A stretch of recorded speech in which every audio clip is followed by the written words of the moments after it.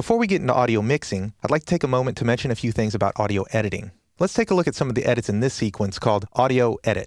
The first thing you'll notice is that I moved a lot of the audio clips into audio track number 2, and then I muted the track by clicking the speaker icon. That's because most of these shots just have ambient ocean noise, and most of the time I don't want to hear that.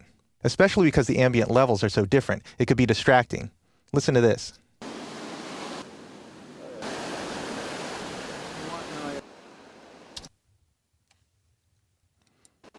I'd rather use one continuous ambient track rather than a bunch of different ones. So I selected these clips by hitting Option Select, or if you're on a Windows machine, Alt Select. And then I drag them down to audio track number 2, which again is muted. Now I'll zoom in to the beginning of the sequence using the plus key. The music doesn't really kick in until this unnumbered marker. So I would like to hear some ocean noise up until this point. I'll do that by option clicking this single audio shot. If you're on Windows, that would be Alt click. Now I can trim the audio without trimming the video. Now I have a single ocean audio track to go under 3 video shots.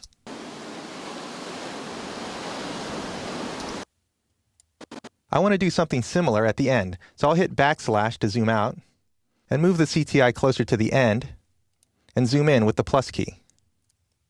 This slow-mo shot doesn't actually have audio, but I want to put some ocean sound there.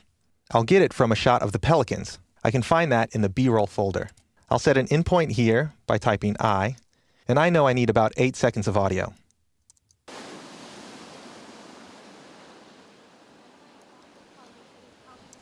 Now I'll just add the audio portion of the clip by grabbing the speaker icon and placing it here. Now all I have to do is trim up the end a little bit. Now this shot also has some ambient audio without any distracting cuts.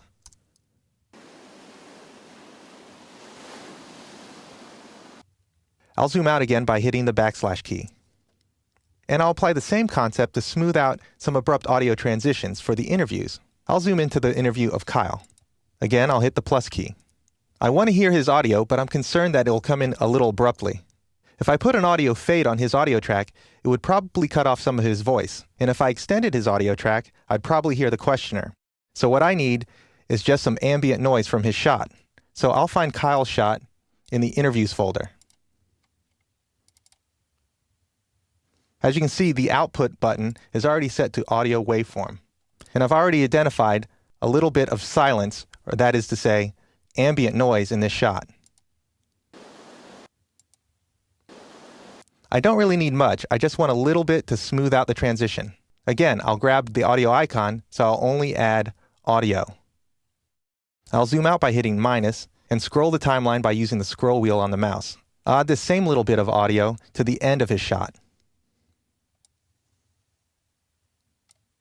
Now I have some ambient noise that I can use to fade up and fade out. So I'll start adding fades now. I'll hit the backslash to zoom out again. And I'll go to the Audio Transitions folder and open it up, and open the Crossfade folder.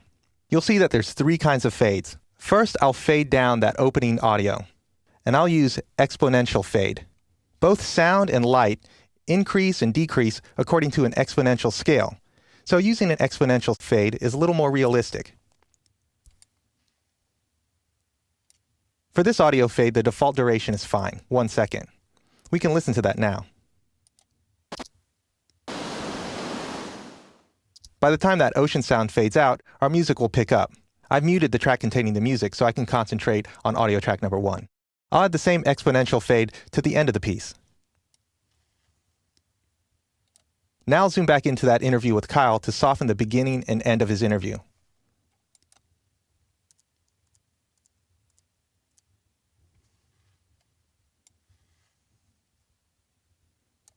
The duration of this fade is too long. I just need something really quick. So I'll select it and go to the effects controls and set the duration for something really short, maybe 6 frames. That should work fine. I'll do the same thing for the end of the interview audio. I'll zoom out a little bit.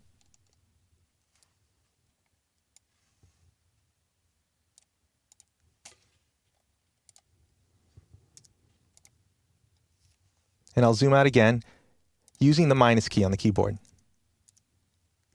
Now I want to add tiny little fades between this ambient bit of audio and his actual interview. I don't want to hear that cut. I'll do that by adding a constant power fade. Before I do, let me show you the difference between constant gain and constant power.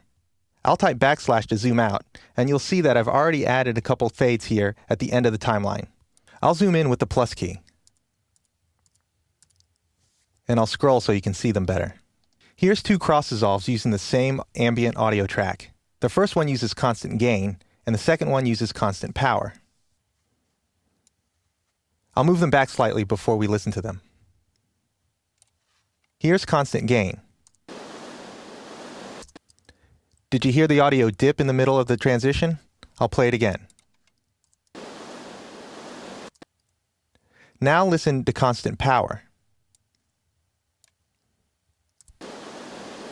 There's no dip.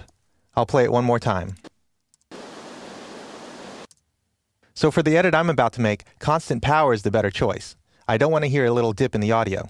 I'll hit backslash again to zoom out, and I'll go back to the Kyle interview and zoom in using the plus key.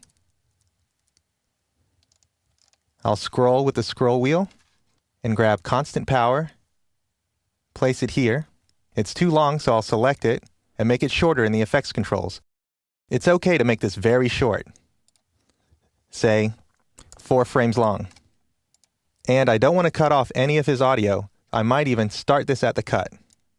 I'll do something similar for the end. I'll drag constant power, place it so it ends at the cut, select it, and change its duration to just 4 frames or so. And I'll zoom out. And that's it. These are very small edits that may pass unnoticed. But invisibility is often considered the earmark of good editing. It's only the flaws that draw attention.